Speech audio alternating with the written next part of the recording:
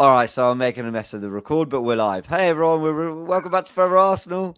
I don't do the whole "how's it going, people," all that. I'm not as good as Turkish at that, and I didn't know how to hit the record button for a minute. But we're back. It's just the three of us. Turkish on holiday. He was going to try and pop in.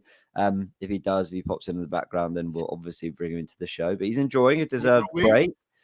Sorry, hang on a minute. Either you're in or you're not. You can't just like, I might pop in if I feel like it. You know, when me and Lee are away, we're in. When you're away, you're away. You can't. There's no in and out. Yeah, that's true. I don't make false promises. He just does what he wants, doesn't he? This Turkish guy just does what he wants. At least he's going to try. With his hat off in the swimming pool. Have you seen that? Like, you know what I mean? On Instagram. If you haven't seen it, get on Instagram. There's a picture there with Turkish without his hat. Swimming without his hat. That should be the headline, shouldn't it? Like, you know what I mean? Turkish swimming without his hat. What? He looks good, though. He looks good. Yeah, he does. He does. We're not struggling for transfer news this much, guys. I think we are, James. I mean, this is a pretty poor start to the pod, and it's going to reflect on me as the host. Anyway, welcome everyone. Okay, we were. I'm going to tell everyone a little secret because we have our Fourever Arsenal WhatsApp group. It's not really a secret, but I'm going to let them in on the behind the scenes. And Jordan, you were suggesting that we come up with some creative piece of content because the transfer stuff was just so boring. There we go. And but Arsenal have, whether we like it or not, is a different question. That's what I'm going to discuss. But it has picked up in the last week, and I know it's not the striker stuff. And I think we can try go the pod without mentioning those two names. But with everything else, Christian Norgaard, Christian Mosquera, and some very credible links to Eberechi Eze. Look, I'd just love to get all your thoughts and we'll have it out and we'll debate it and we'll do the usual thing, which is just have a good old chat about it all. But Lee, I know you weren't happy. I saw your stream with Dan Potts. Yeah. That was post Norgaard. Yeah, but that was right in the moment. That was as everything broke. You were live and talking about it. It's been a few days now. Partey's leave that's been confirmed by David Ornstein. So let's get your take first on it all. Yeah, do you know what? I think there's a little bit. I don't know how you guys feel about it. I was a little bit disappointed about Thomas Partey leaving. I think maybe that was more to do with it, like because I do think like I had this sort of like vision of next season, like. One game like maybe like Zubimendi playing there and then Thomas Partey playing there, the drop-off wouldn't be as big. I'm not saying Norgaard won't be, but I was very, very disappointed. When you listen to a few people that are in the know a little bit and the wage demands and all that, I kind of understand it. But my moans and groans about it is like when people turn around and go, it's good business and everything like that. Well, we're not businessmen. We're football fans. Like, you know, is it better? Or is it a good move? Is it improving us? And the argument is there for that, like, you know. And so what I look at it now is, yeah, we got rid of Thomas Partey. Why haven't we? If we'd have got rid of Thomas Partey and brought in, say, Morgan Rogers, I would have been buzzing for it, like, you know, and that's nothing against Norgaard, 31 years of age and all that, like. But speaking to a few of them, you know, what if you really, really want to go for it, like, you'd been bringing a 24-year-old top of the range midfield player, and we haven't done that. Listen, we've done with Jorginho for a couple of seasons. It was great and all that, but really, that is where I'm sold. You get rid of probably one of the top three midfield players in that position. And then you swap it for a 31-year-old Danish international, and everybody goes, "Wow, it's great business! It's great business," and trying to make you convinced that you know that the club's doing right when you know deep down it's not what you really want. And that's where I am with this, like, you know. And listen, I don't want to slag off Norgaard because I think he is a decent player, and he is. You know, people then turn around and go, "Well, he's not the replacement for." Thomas Partey, he's a replacement for Jorginho, like, you know. So it's really, but Zubimendi, we don't know nothing about at this moment in time. Is he going to come in setting? And I also think by doing this, guys, I don't know how you feel about this, puts a lot of pressure on Zubimendi to be right at it at first. Now, my mate turned around and said, well, it may be that Rice starts off in that position and Zubimendi comes into, you know, like that. And I get that as well, like, you know, but then who's going to be playing in that left-sided midfield role, like, you know? And my biggest beef, and I, you know, still is January. I've still not forgiven for January. But when are Arsenal going to make a signing, or was the last time that Arsenal made a signing that improved the 11? Now, that is the big key of it now. I think we're at a stage in the process of the stage where we've got to be improving the 11, which is very, very difficult when you come in second. But if you improve that, the gauge goes up. And we're not moving the gauge, boys. We're not. What have we done that's going to say to us, yet at this moment in time, right, we're going to win the league. We're going to win the league. Nothing. And the other thing is, I'm sorry, I've got a few of my idiot mates as well, like, you know what I mean, saying like, don't worry, it's only the window, it's only in so-and-so and so-and-so. They were saying exactly the same thing in January. And in January, we was more desperate for players than what we are now. So, like, when people go, oh, don't, what you worried about it, don't lose your heads because you're still like halfway through a season. These people were saying exactly the same things to me in January. And in January, you had a manager saying, I'm desperately short, and nothing happened. So you have to feel a little bit nervous, don't you? Because of what's gone on in the past. Yeah. I think you raised a good point. There was a debate on Twitter massively about based the fact that Norgaard was seen as a Jorginho replacement, not a Partey replacement. But as Turkish made the point on Twitter, and I don't disagree, Arsenal wanted to keep Partey and Zubimendi. That was the two they wanted. So we can dress it up as, well, Zubimendi's replacing Partey. But they wanted to keep those two. No one can say that it's not a step down to have Norgaard instead of Thomas Partey. So somewhere that's gone wrong for the club. Now that he also explained, and I agree with this too, that's not to say that we don't appreciate where the club's coming from. He's had one genuinely fit season. I know 22-23, he was most of the season fit, Partey, but he did have quite a few injuries, still missed some big games, to be fair. And I remember Man City at home. I remember Man United away. That was all in 22-23. And off the back of one full season in 5, where he was brilliant, not taking that away from him, supposedly, you know, if you are to believe all reports and rumours, that the player wanted a 2-year contract and a pay rise. I can understand why the club didn't want to do that. I can completely understand why they just went, that is not a stance we want to take. And Norgaard, who's an experienced Premier League player, and by the way, a good player, genuinely, I think he's a good player. Yeah, I can understand why that's the way they went, but I can totally sympathise with fans who are thinking, but this isn't as strong as we thought we were going to be going into next season in that position. And the transition point you've made, Lee, is a really good one. I thought Partey and Zubimendi could play together. I talked to a guy called Ben Mattinson. He's like big on Twitter as well.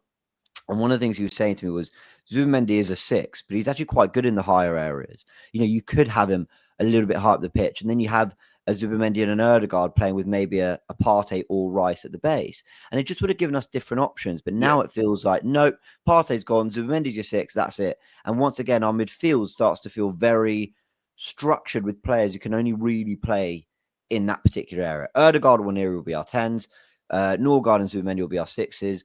Rice and Marino will be our 8s. And it's like, okay, it's just all a bit predictable. And Jordan, we talked about unpredictability being something Arsenal needed in their midfield, and it feels like that option's already been taken away from us a little bit.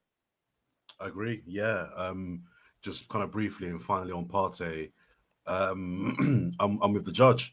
I mean, I'm disappointed that he's leaving, and as far as he's one of my 2 or 3 favorite players at the club. I love Thomas Partey. I think he's a brilliant player, and I'm just gutted we didn't get the best of him for the 5 years we've had him, because I think injuries have killed at least half his Arsenal career. But when we see him at his best, again, as Lee said, he's one of the top 2 or 3 in the country, maybe even Europe in his position. I think he's brilliant. He can do everything. So I'm glad he's leaving in that sense. But the club have got to future-proof themselves, and I think I can imagine it's just business. They don't see value in keeping him for 2 years on a high contract. We've been down this road before. We've given out big contracts, and then before you know it, oh, why do we give this guy a contract? Oh, we got it. So we can't have it both ways. So gutted he's going. Thank you for your service. Scored some great goals, had some great games. I'll fondly remember him as he moves on. I think the problem in terms of transfers and Arsenal, guys, is there's a breakdown in trust, I think, between a large part of the fan base and the club. And what I mean by that is, if you're a Man City fan, when that final whistle goes, I forgot what their last game of the season was, you're pretty confident that this summer my club are going to do business. My club are they're going to be active. It's been a really bad year by our standards, but we trust that our club are going to do business. I think even Liverpool fans, they won the title, but they still trust that their club are going to do business and invariably do the right business. I think for Arsenal fans, or for a lot of Arsenal fans, the reason why they're losing their heads is, one, because we know we're so close, and we could argue we're not that many transfers away from going to that next level. But I think it's also a lack of belief that our club can and will do what needs to be done to get us over the line. How many transfer windows in the last decade? Let's go back to even Wenger. In the last decade, can you say Arsenal have had a good summer window and done what they need to do? How many? Well, genuinely, there's one. There's one summer. It was summer of 2019. And look, we got a lot of them wrong. That was David Luiz, Ceballos, Pepe, whatever. But the reason I remember at the time thinking we've addressed every position. We needed Kieran Tierney. We needed a centre-back. We've got David Luiz. We need Ceballos, Pepe. Now, look, a lot of those didn't age well. But the point was, I felt that at least Arsenal had recognised every position in the squad, or every hole in the squad, and they'd gone and tried to do something. And look, it ended up being our worst season in a long, long time. So it doesn't always translate. But the point you're making is, I almost never go into a season thinking, we've addressed it all. We're ready. Yeah. And even if, all right, because people in the comments might say, even if there's two summer windows in 10 years, in a decade, that's not good, man. That's not good. So I think that there's a lot of mistrust, or there's a lot of losing of trust from the fan base in regards to what this club can and should be doing. I think that is why a lot of people are quite anxious about our season and our business, because we don't trust the club. Now, look, there's still time to go. I think you made the point a few weeks ago, James, that all that really matters is they're in the door come the start of pre-season, right? But we said that 3 weeks ago, and we're a couple of players on that are in the squad, fine. But I don't look at our squad now and think we've got a squad that can get us top two. I don't look at our squad and think, that squad can get top two. I think we're in a top three race in terms of personnel.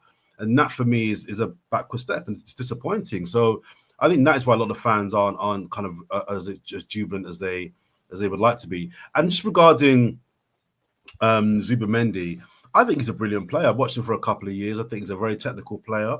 I think he's quite combative. I think he's a bit like Norgaard. I think these guys are a bit more. They're not just technical players. These are guys that I think can handle the rough and tumble of the Premier League, and they can handle themselves. So I'm glad we've got him in the bag. I don't know if you want to move on to Norgaard or just kind of talk about. I think we should talk about them in a bit more detail. Just on your point on trust, I think. Yeah, I want to come back onto that as well. It's We'll stick on the trust, and we'll go onto the actual players we brought in and what we think of them. But with the trust thing, it's kind of, I'm in two minds. I was about to say it's a bit of a shame, because the club have actually gone and done some early business, quite a lot of it, and we're not really talking about it because it's not the main stuff. But at the same time, it's not a shame because it's completely their fault. The way they did last summer, January, and as you've mentioned, so many of these previous windows means that, quite frankly, my sympathy isn't there. But let's take Andrea Berto, who's day one in the job. To be fair, I would say we need a backup goalkeeper. He's got that done. We need a backup defensive midfielder. He's got that done. We needed a starter in that position. To be fair, the work was done before he came in, but calls Zubimendi through the door. And now we need another defender, certainly someone to cover on the right side. And Christian Mosquera talks are advanced, which, again, I mean, that's 3.5 deals, nearly 4 that are, we could easily in the next week be talking about shirts being held. And because it's not the main stuff, because it's not the crucial stuff, because we still don't have the trust that they're going to do everything they need to do in this window, we're almost not enjoying the fact that actually Arsenal have gone and got some pretty key areas addressed very early. By June 30th, I can talk of 3 players and a 4th that I'm very confident is coming in. So it's one of those. I can imagine, people at the clubs, officials at the clubs might go, what's everyone complaining about? Well, look what we've done. But at the same time, it's like, yeah, but we're talking about the main ones. We're talking about being decisive on the big deals that are going to move the needle. And we haven't had that. Go on, Lee, what were you going to come in and say? My issue with that is, right, it's like everybody's going, oh, well done, great and all that. But that is the normal thing in football. Well, I'm not saying it needs a well done. I'm just saying it's almost people don't even acknowledge you are, James, but people are going, oh, it's great. We're great. This is great. Giving the club a fantastic thing, which is something that's been done forever. For instance, Tierney was leaving 6 months ago, right? Sterling was leaving 6 months ago, the goalkeeper was leaving 6 months to a year ago, right? These things are always happening when you regenerate the side and whatever, This is something that's normal business. Wow, fantastic, Arsenal. This is great. No, it ain't. That is the normal stuff. What's difficult is the game changers. The game changers. Now, we was told in January, we're not going, we're doing nothing because we can't get our targets until the summer. We're 1 week away before pre-season starts. And those game-changing players, those ones that we was not promised, but the reason we sacrificed everything in January was for this. They're still not here. And that is the frustration, mate. It is the trust of it all, because I look at one of my the people that are we ain't doing no business because the teams from the World Cup club are doing the business. Chelsea are in that now and they're still making signings. Now 2 seasons ago and even last season, Chelsea were still not on the radar as far as I was concerned, but they are now, guys. Their needle's gone up because they're doing things that I'm looking at Chelsea and thinking, do you know what? They still need this and they still need that, Chelsea, before they'll be up there challenging us next season. And it could be from a fact. Say again? I'm not sure, Lee. Oh, no, I'm not saying that, but I'm saying what I'm saying is if you don't do nothing, you take your eye off of it, all of a sudden, one of those teams creeps up from the bottom. Now, I know what you're saying, Jordan, and I agree with you, right? But let's be honest about it and be really basically honest about it. Who was last season out of at the beginning of the season? Arsenal, Man City. Yeah. And Liverpool come from nowhere, and credit to them, and won it. So when people turn around and go, oh, well, you ain't got to worry about this one. Yes, you have. If you take your eye off the ball. And I think Arsenal looked at Man City last season and thought, you know what, we can do this and do that. We can build a team with squad players and whatever. Our 11's good enough to take on City. Liverpool come up from behind us and still. I look at teams like Newcastle and particularly Chelsea, and I look at them and I go, do you know what? If we don't get the players in the right areas, we ain't there. With one thing at the moment that really, forget about everything about game changers and whatever. What was the one thing, Jordan, and all of us turned around and said, what was the one reason we didn't really do well last season? Because we got injuries and the squad wasn't strong enough. We goes into a Champions League semi-final with 4 players I've never heard of. We can't do that no more. So these signings are very, very good from that point of view. We've got to boost and strengthen the squad. And I think that we're doing that a little bit when we're doing that well. But we have to get in the game changers. And I'm sorry, there's a week to go and we still don't know what the striker is. And I tell you this, and I'm not going to mention their names, but my mate said it yesterday. And he said, I'm going to put £50 on the table now, right? And I don't know how you guys feel about that. He said the centre forward coming to Arsenal is not the one or the 2 that were being mentioned. It'd be someone completely different. You think it'll be Ollie Watkins? Well, I don't know who it'd be. But is he saying? Wait, does he have information on that? No. He's just ordinary guys like us, just having a chat. He turned around and said, "I bet we're linked with so and so and so and so. And I bet we do not end up with either one of them." That wouldn't surprise me. I want to come back to that actually in a second, but just to kind of go back to your point about Chelsea, I mean, I think it's a slight inaccurate comparison to compare what Chelsea might do this year with what Liverpool did last year. First of all, I think it was a 3-horse race from the start last season. Liverpool are coming off 2 title challenges and a title win last season, whereas Chelsea have done nothing in the last 3 or 4 seasons. And also, the reason why I'm not quite scared of Chelsea yet, they've done some decent business. The keeper's still crap. The centre-backs are still average. And they've still got, for me, way too much reliance on Cole Palmer from a creative point of view. So I don't think they've closed the gap on us to the point where I think they'll be title contenders. I think they'll be top 4 contenders. But I take your overall point that Chelsea are creeping and creeping and creeping. They're not worrying me just yet, because that keeper's still awful. And if you're gonna compete for the title, Robert Sanchez ain't the guy. I know they're linked to a few keepers, but linked with Martinez right now. Sorry, they're linked with Martinez at the moment.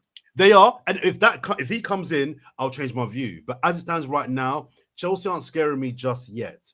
But I think the point about where I agree with you is your point about the guys that are coming in. They're good signings.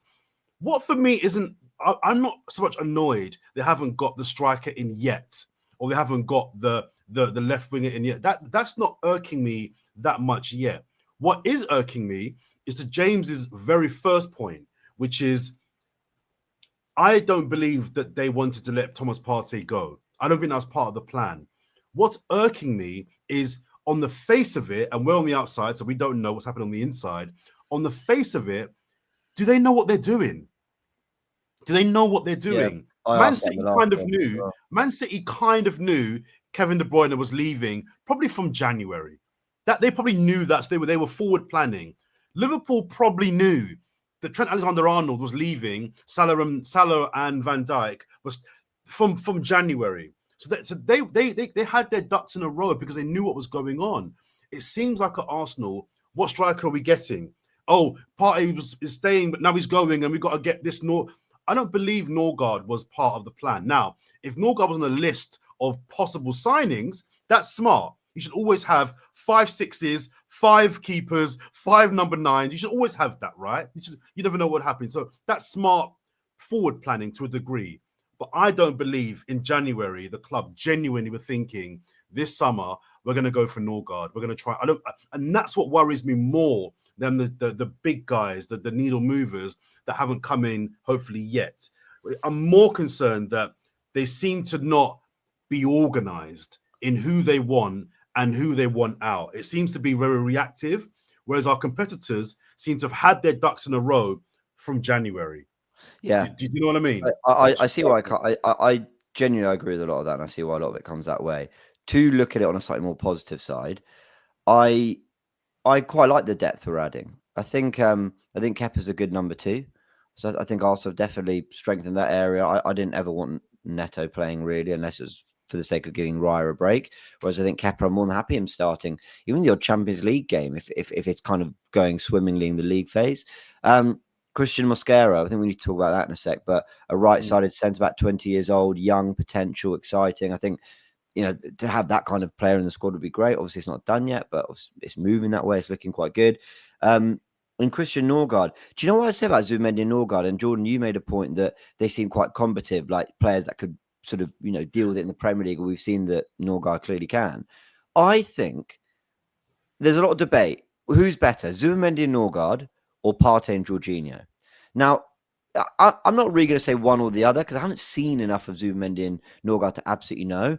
Jorginho and Partey are clearly more elite on the ball. I think that they are 2 real technicians on the ball. But I think Norgaard and Zubimendi are actually closer to what Arteta's always wanted in that position, which is crazy to say because he spent so much money on those 6s.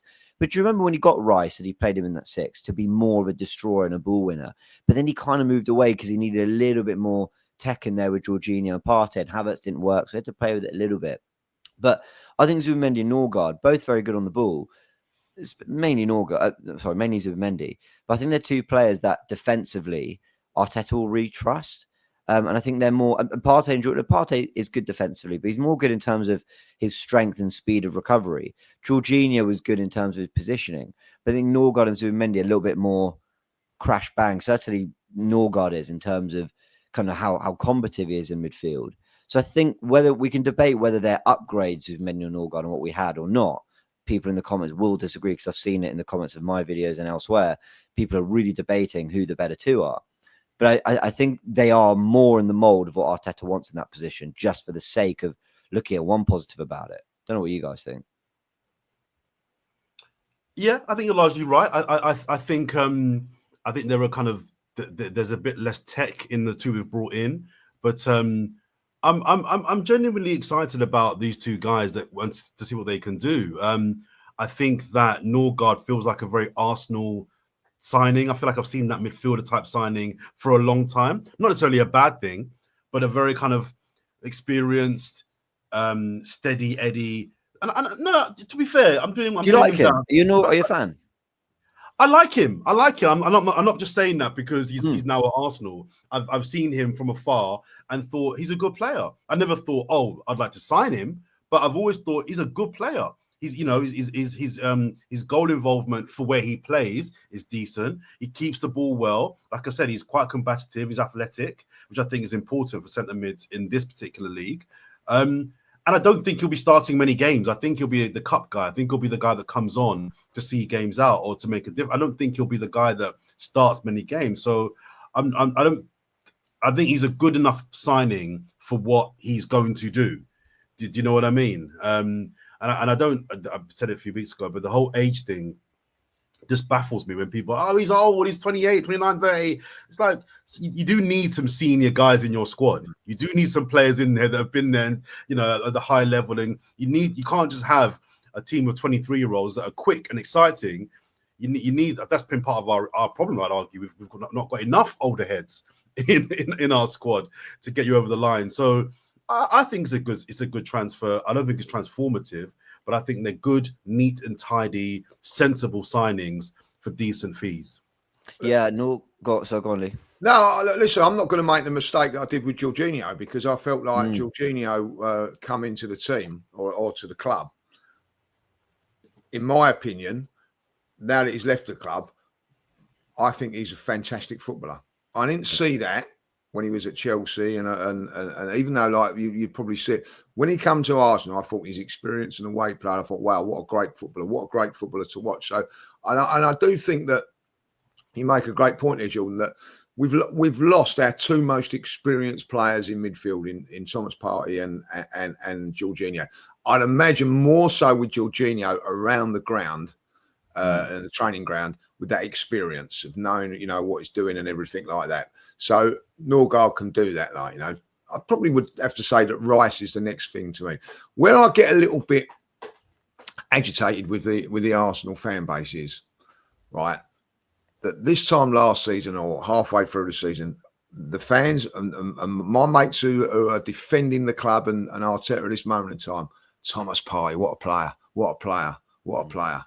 Now that he's not playing, we didn't want him no more. He's past it. He's not doing that. Look, he had his fantastic season last season. We never won nothing. You know what I mean? So we need to improve on that now. And hold on a minute. You're saying this and saying that, and that's my little bit of a worry about. All of a sudden, no, it's this. You know what I mean? It's. You got to believe in the process. You got to believe in all of that. They were saying the same things. But Thomas Partey is our best midfield player, and he was last season. But I do go on to the point that even though he's been here 5 years, have we won the league with him? No, we haven't. So, but are we going to? I like what I see with Zubimendi. I can only say I've watched a couple of Sociedad games and a few games in Spain, and what I've seen of him in Spain, I think he's a little bit more mobile than Thomas Partey. Maybe that's what we need in that base a little bit more.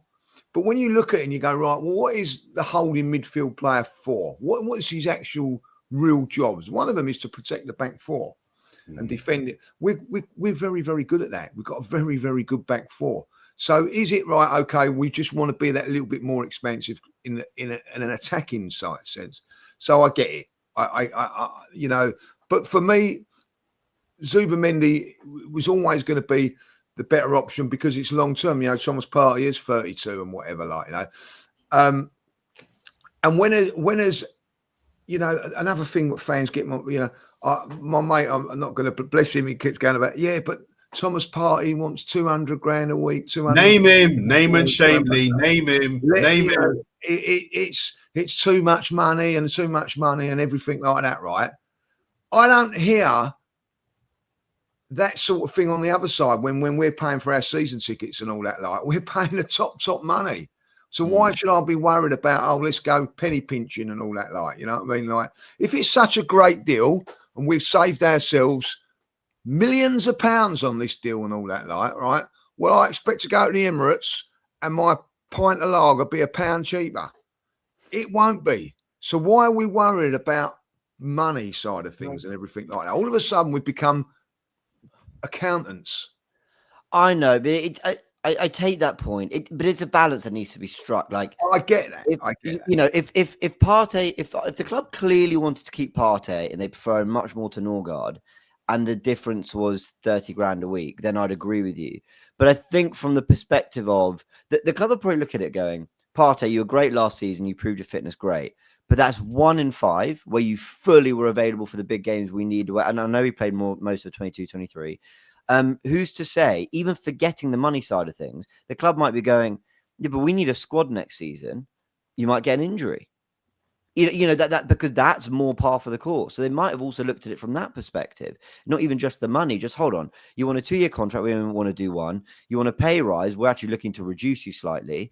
And you know, Zubimendi is going to be our starting 6 because they just paid 60 million for him. So he was ultimately always going to take that position. As much as I'd like rotation, that's not the way Arteta does things. And they probably just thought, and we may need to depend on you to actually come in, and we're not sure we can, because the evidence over 5 years that we probably can't enough. So there'll probably quite a few different things that are for, you know, making this decision for Arsenal. Just finally on Partey, because we probably should move away from him. He's left us now, but someone's getting a very good player for free. I'd say that someone's getting a very good free transfer, and you know, a team like Brentford could do worse than picking up Thomas Partey. Do you know what I mean? And putting him in their midfield, they're getting a great player. I think one question, move. Yeah. One question: who's the ball winner? Who wins the ball in our team now? Yeah, well, I mean, obviously Rice does, even from apart from Rice. Midfield. Yeah, and he might be playing in the 8. So Zubimendi's numbers on that front in La Liga were pretty sensational, and Norgaard is a bit of a winner. So I actually, do you know, that's the last thing I worry about, because I almost think from a structure perspective, Jordan, we're kind of good enough, even if the players aren't of that type. My biggest concern is where's the tech in this team, and I think Zubimendi and Nørgaard with Rice, who I think is more technical than people give him credit for, fine. I just worry, what if there's a game where we have to go Norgaard Marino, you know, and then suddenly I go, who do you want to fizz that ball into to run a game of football? Now, Norgaard is a bit of he's a difficult one, because statistically, on pure numbers, he doesn't really stand out on passing and build up or whatever stats kind of give you the idea that he's good on the ball. Those numbers aren't that impressive, but you've got to take into account style of play at Brentford. They can be quite counter-attacking. They've played back 4s, they've played back 3s, they've played direct, they've played ball on the floor. They've done everything. And to be fair, he's more than proven his worth at Brentford in his time in the Premier League. At Arsenal, a different structure, do you see something else? Because people who whose other channels I watch, and people who watch a lot of it, who I really respect, say Norgaard's very, very good on the ball. It's just not what he's asked to do that much of at Brentford, but he is very comfortable under pressure. When high pressed in a Brentford team, he can do it very, very well and build up, and he can settle the play. He's got composure. So those are the things that I haven't noticed. The numbers don't scream that to me, whatever numbers you're looking at. And but maybe do you know who taught me that lesson the most, though? It was Aaron Ramsdale. I remember thinking, why do we want Aaron Ramsdale? And then I watched him in those first few games, his distribution. I thought, oh, wow. I mean, just because Sheffield United were playing a certain way, to be fair, they played out the back at times too. It doesn't mean a player can't do something because they're not asked to do it. No, it's a great point. I'm with you on that. Like, you know, we don't see that. Like, you know, the thing is, as a fan, you go, right, name Brentford's best players. you're going for their attacking option. You go like blah blah blah. You know what I mean? Like Bemo, Schade, Wissa. But Norgaard, I'd have had Norgaard in the top 5 comfortably. Yeah, maybe, but I think you wouldn't have mentioned him like, you know what I mean, like top 3, like you go to. But he's probably more vital to them than people give credit for, like, you know. Yeah. So listen, the one thing I will say about finally on Thomas Partey is, as a midfield player myself, he makes midfield look so easy. Right, and it's not. And that is what we're asking these guys to do now. They've got to come in and make midfield look easy. I'm not so sure that they can do that like Thomas Partey can, but maybe that is the shift that we need to just make us that little bit better. You know, I don't know. Maybe a lift in physicality in that position, but it's just not what I'd been talking about going into the summer. So let's see. I just had a quick Google. I mean, this is Arsenal, according to Spotrack.com. This is Arsenal's like current salaries, right, that they're paying out. Kai Havertz, Jesus are the top 2. So Kai on 280, Jesus on 265, Erdegaard on 240. That makes sense. He's a captain. Rice on 240, Partey on 200. And I think the important thing here, now this clearly hasn't been updated, is from 2024. So Gabriel Magalhaes has had I'm sure, a bumper pay rise recently. Marzo Skelly would have.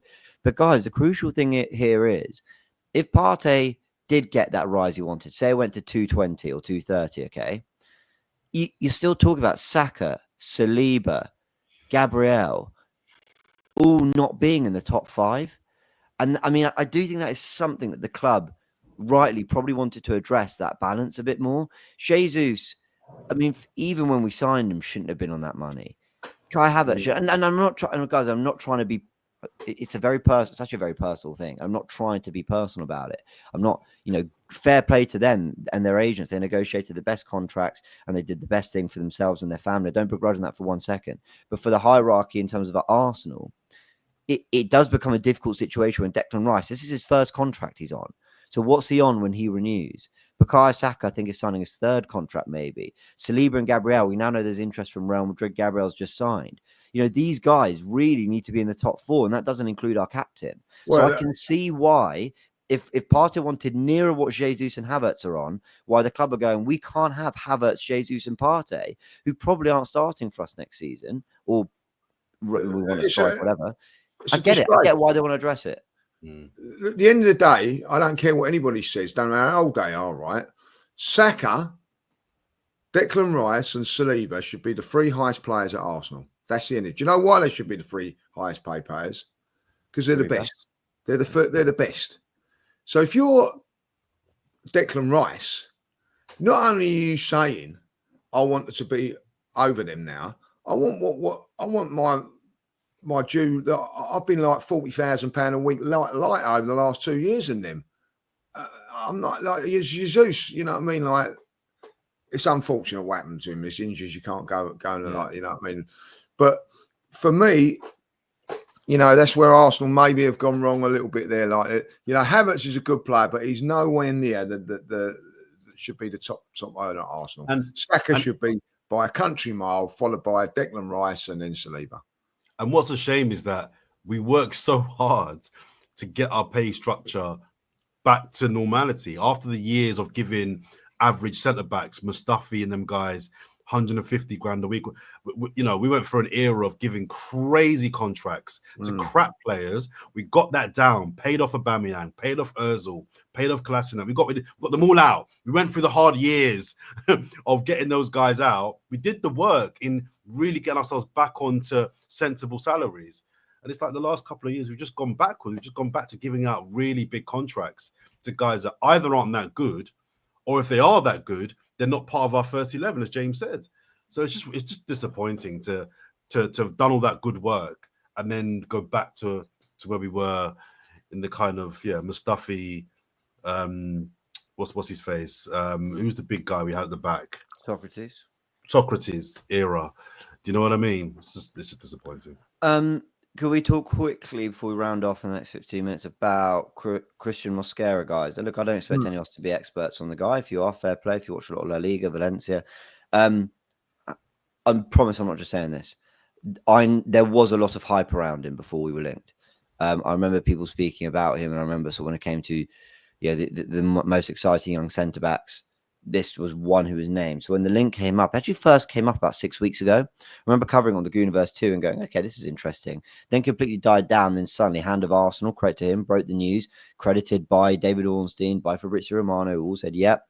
On Sunday, Fabrizio Romano said personal terms have been agreed. There's no problem there. Arsenal trying to get him for around 11, 12 million pounds. They might have to go near 20 million to get it done.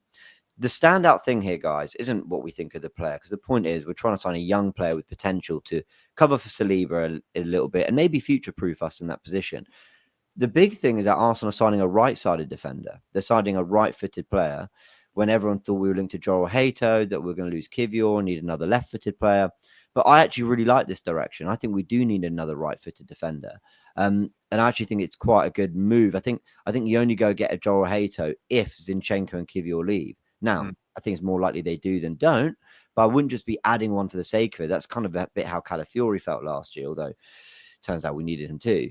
So, guys, your reaction to Mosquera, Jordan, what do you think? I'll go first quickly, Lee. I know nothing about him, so I'm not going to pretend I know nothing about him. I've heard about him for a couple of years on the grapevine, but I know nothing about him. So I'm doing some reading on him. I'm reading reports. I'm looking at people who I trust that I know ball to kind of help me inform my opinion. But I don't have I have zero opinion on the player and his ability, so I can't talk to that. But I agree with your last point about us bringing in a right-sided centre back. I think that's kind of needed, although it does feel like, unless Kivior is going, it does feel like now we've got pretty much 6 centre backs, which is a lot of centre backs. And I'm including Timber in that, to be fair. So you've got 5 with Timber who can play there. I think we've got 8 players who can play centre back. I mean, just very quickly, who can, and actually, I'm not even talking about doing a job, who have literally played centre back in their career for a prolonged period of time. You've got Ben White, Jurian Timber, Tomiyasu, Saliba. Let's chuck Mosquera in there if he comes. Gabriel, Kivior, Calafiori. Yeah. I mean, that's 8 players who've legitimately all played centre back in their career. That feels a little bit excessive. In an area that we were quite strong in anyway.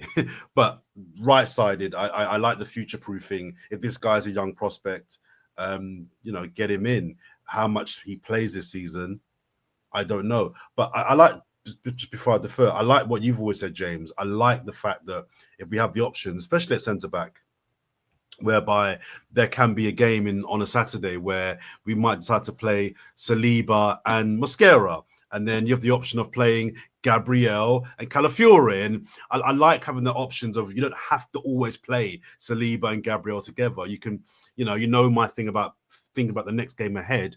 But if that's going to be the mentality, I like that you can play a strong centre-back pairing on a Saturday, 3 p.m.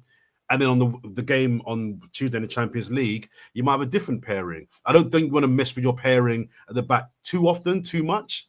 I think the back 4 should stay relatively the same, but I like the options that you then have, that you can, if you want to just drop Gabriel on a random Saturday, you can, because you've got a guy coming in who's not as good as Gabriel, but good enough to get a clean sheet against Burnley at 3 p.m. at the Emirates. Do you know what I mean? I'm a huge believer in that, Jordan. I mean, at left centre-back alone, we've got Gabriel, Kivior and Calafiori. And all 3 have very different strengths that can genuinely all do a different thing for us in a game. Gabriel, I mean, is just, for me, he's an elite centre-back he's good on the ball, he's all that, but he's just your leader, your warrior, superb defender. You feel so much more confident about defending when he's there. But Kivior's better on the ball. Kivior's got a much better pass over the top, fizzes the ball into midfield better, and actually held his own defensively in some really big games last season. So I give him credit.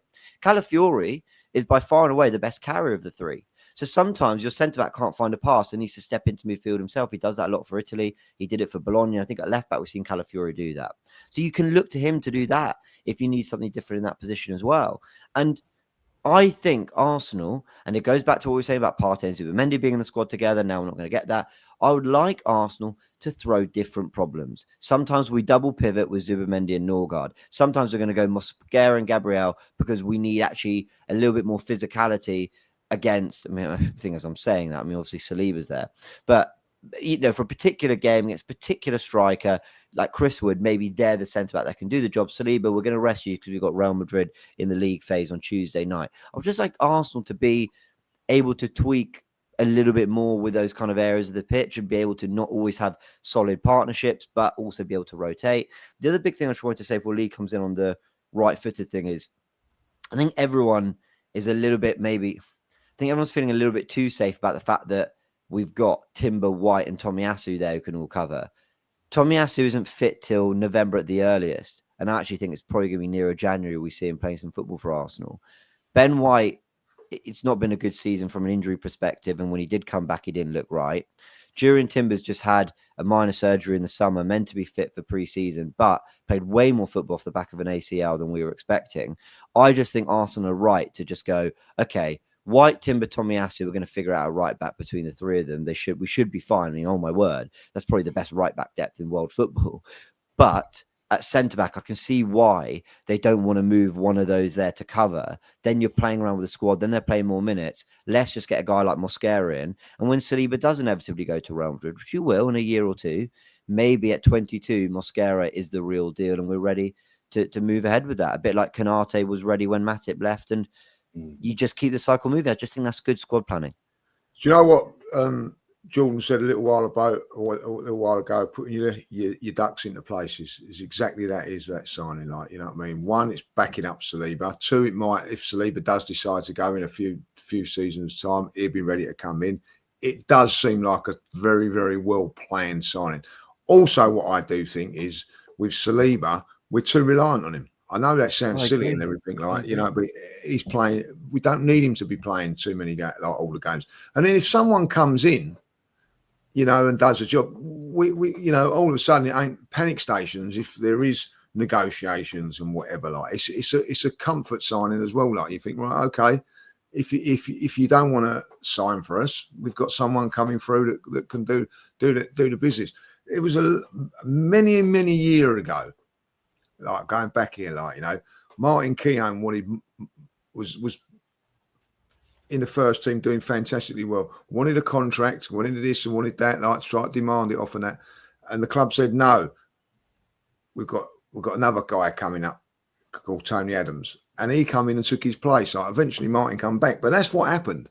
So, you know, when people go, oh, we're going to lose this player and all that, like, players come and go, don't matter who they are, like, you know, that's part of football. But what you have to do is make sure you've got the right things in the right places when it matters.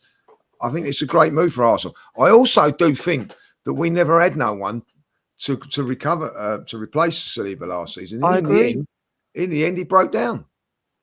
In the end, he had an injury before the end of the season, didn't he? Yeah. You're absolutely right, actually. There became so much pressure on him because suddenly you had Timber at right back who's playing more football than was expected, Kivior covering for Gabriel, and Lewis Skelly's a midfielder at 18 who's just broken through. And we went to Real Madrid. We went to the Bernabeu with that. And actually at the time we felt good about it because Kivior was in good form and Lewis Skelly and Timber were brilliant. But if you look at it from slightly different optics, it was, oh my God, Saliba was the only regular from the season before where our back four was insane when it was White, Saliba, Gabriel, and Kivior left back / Zinchenko / you know what I mean? We just kind of made it work. So yeah. I think I could totally understand why Arsenal are doing this. And I can also understand if Kivior goes or Zinchenko goes, I think there's a good chance Zinchenko goes, Kivior on 50-50 on. I can see why they'd then go again and get Joel Hato in. They will. Because people like to laugh like, oh, we've signed another goalkeeper. Oh, we want another left back. But I can't disagree that we've needed these positions. I just think we needed everything else. That's why I've been let down that they never added a forward in it. But we do need these positions addressed. My only kind of reservation would be, or not reservation, my only kind of thought would be, if you're Kivior, do you think, am I going to get minutes this season? I think so. I think so. He's good enough to play for a lot of European teams. And I think he might feel, I don't want to leave, but I'm competing against 3 or 4 other players here. You know, and I'm not getting in before Gabriel and Saliba. So unless Arteta said to him, you will play some 3 p.m. Saturdays so that I can get Saliba in for the Champions League. Unless he's been told that he might think that, but that's by the by. Just briefly, I know we've got a couple of minutes left. I think Eze, just quick mention to Eze, those links. I mean, we can do it maybe on the next pod, but I'm liking those links. And again, I'm liking those links more than Rodrigo. I said it. No, you're not the only one. A lot of people are saying it. I said it. Yeah, I'm with you, Jordan. If you said to me Eze or Rodrigo, I'm going Eze. I think he can play in different positions, Premier League proven. I like him. Whether we get him or not, I don't know. But like what I've seen and what I'm saying is that he would be keen to come to Arsenal. So, and I think that it would. You know, when you say about the midfield, James, we were a little bit too rigid. I think that he would change that dimension as well. So I feel that it would be that would be a good move for us. I think. Do you know what I'm talking, guys? I think Rodrigo's the better player, and I know you guys might go, "Why?" You know, what is it? I think. Let me put it this way: if we need a starting left winger, Rodrigo is that more naturally. Eze is a very, very good player who can play on the left, can play in the middle. I love the idea of Eze coming in because he can cover in midfield too. And are there games where, guys, you could play Nørgaard, Zubimendi and Eze as a 3? I know that's say you're playing, 13th at home and you're going to have a lot of the ball. Lewis Skelly tucks into midfield and you've got a 4 of Zubimendi, Lewis Skelly, Eze, Nørgaard. I mean, that feels so exciting to me. That takes me back to 22-23. We had so many technicians on the pitch. So I'd love to see that. I think Arsenal could do more of that in the team. I also think if you're talking left wingers on the market, Eze, even as not a natural left winger, but has played there, is probably still one of the best. I don't think that market is even that great. And I think there's, I think he's one of them. I edge towards Eze over Nico Williams because of the fact he can play in the 10 as well and everything. But I just think Rodrigo, from what I've seen, from what I've watched, what I've learned about him, I think he's a really special talent waiting to be given that kind of main character role. And I think he'll explode. But I'd be very happy with either. I think there's real pros and cons to both. Do you guys think we'll get him just quickly? Eze? More of a chance than Rodrigo. Yeah, I agree. Yeah, I'd agree with that. Yeah. All right. Well, let's see. All right, guys. Well, we haven't quite hit the hour, but someone has to shoot off at 9. My bad. And with Turkish, without Turkish, we're not filling the hour. What's wrong with us? Sorry. And we're all on time.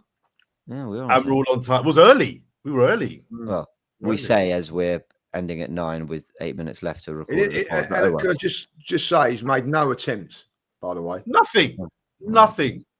I mean, I wouldn't have let him in even if he did come in, but he didn't even try. No attempts. Brief appearance, hi guys. Not even a message. Nothing. He hasn't even bothered. He's just laying in his kit. Just happens to be on holiday instead of being at home. Really, he's not much changed. Really, is it? Since he's come back from South Africa, he's changed. You can tell. He's changed a little bit. He's feeling himself a little bit. But it's fine. He walks into the office now with music playing. Does he? Yeah, he's a changed man. I heard that. I did hear that, to be fair. Yeah. Turkish, just remember who said these things, when you watch this back. Apparently it's called VIP Turkish now. I don't know if it's... I heard something like that. I did actually hear a rumor there's a new name around it, yeah. Well, he swapped the LDN in his YouTube channel for VIP. Yeah. Something like that. Fair play to him. Fair enough. Well, at least there was some new stuff to talk about. There'll always be something. And every something next week, I'm telling you, Should we go watch Wimbledon now, guys? Yes, let's get a bit of tennis. Yeah, that's all I care about for 2 weeks. Honestly, yeah, 2 all weeks. I care about for 2 weeks. And then no comments. I mean, no. Have you they battered me? They battered me in the comments last week, and they killed me. But again, let's move on. Move on. I thought No, but you know what, guys? All right, but next week we'll be back on it because I think we're having a bit of a lull this summer. I haven't checked the comments for a while. Listen, all of June is June 30th now. Tomorrow is July. All of June, I just said I don't. We're back on the comments next week, then, yeah. Deal. Agreed. All right, fine. But Do you know what I just realised? Do you know what I just realised in my recording of everything and hosting? I didn't play the intro. I thought it was deliberate. No, I don't know why. I don't know why I didn't do that. I'm going to have to tell Ryan. Did you press record? Yeah. Is this recording, James? It is recording. I mean, well done. Well, 1 out hell. of 2 ain't bad, is it? Like, but I didn't do the intro. I don't know what the hell came on with. I mean, people watching this might see it because Ryan would have sorted it on the edit, but didn't even remotely cross my mind. Can he do that? Can Ryan put that into it? Can he? Yeah, he could just edit it in after. It's all fine. Yeah. Anyway, come back, right. Turkish. Come on, we've missed you, Turkish. I know Turkish had a shocker. Anyway, all right, we'll leave it there. I'm gonna hit the outro, and we're good. Love you guys. Hit the like button, subscribe, go to everyone's channels, which Turkish always great at telling us about, and I forget all the names, so the links will be in the description. All right, bye.